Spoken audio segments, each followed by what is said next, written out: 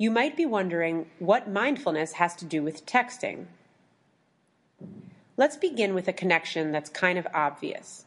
When you're looking at your phone, it's really hard to pay attention to what's going on around you. When sitting on the subway using your phone, what don't you notice? Maybe a friend of yours is sitting right there, but neither of you notices the other.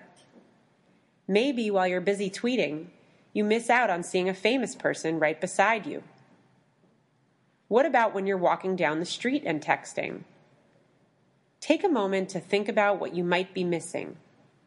Then again, it's very hard to know what you're missing when you're missing it. There are lots of ways that our phones take us away, not only from noticing things around us, but also from noticing things inside of ourselves. For example, texting is one of the many things people use to get rid of anxious energy or other negative feelings. When you're angry, it can be really tempting to send a spiteful message, even if you know it can make things worse. When you're feeling rejected, it can be hard to stop yourself from reaching out to ask for affection from the wrong person.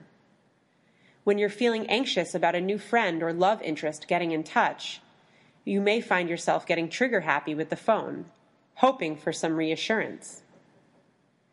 The more we can learn to recognize and identify feelings like anger, sadness, and anxiety, the more we can accept those feelings. The paradox is that the more accepting we are of negative feelings, the less influence they have on our behavior. Take a moment to think about the last time you texted someone when you were in a negative state of mind, and what happened as a result. In a few moments, I'll ask you to reflect on that experience.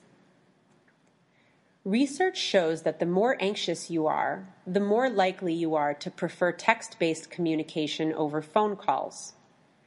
But the state of mind that you're in when you send a message affects your communication. When you feel bad, you may send messages meant to make other people feel bad, without even knowing you're doing it. You're also more likely to misinterpret someone else's message in a negative way. It turns out that you have much more control over your emotions than you think you do. Engaging in mindfulness practice is a great way to recenter yourself, become fully aware of the present moment, and release all the thoughts running through your mind. We're going to practice doing this together now, through something called belly breathing. Wherever you are in this moment, bring your attention inward towards your breath. If you want to, you may soften your gaze or close your eyes. Now, gently rest your hands on your stomach. And on your next breath, take a long inhale through your nose. And then slowly exhale through your mouth. Now breathe in.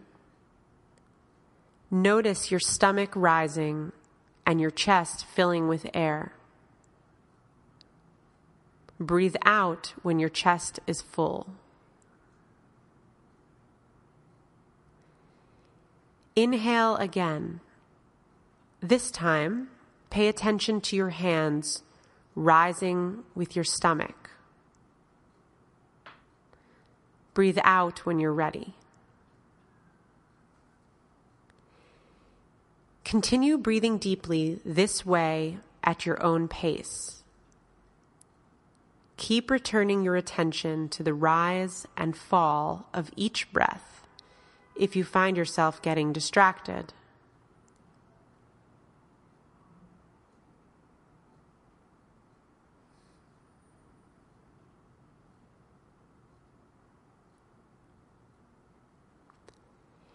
If you find your mind wandering from your breathing, that's okay. It might help to count as you breathe.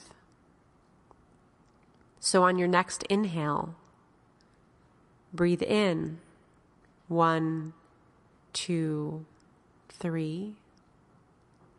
Breathe out 1, 2, 3. Breathe in. 1, 2, 3. Breathe out. 1, 2, 3.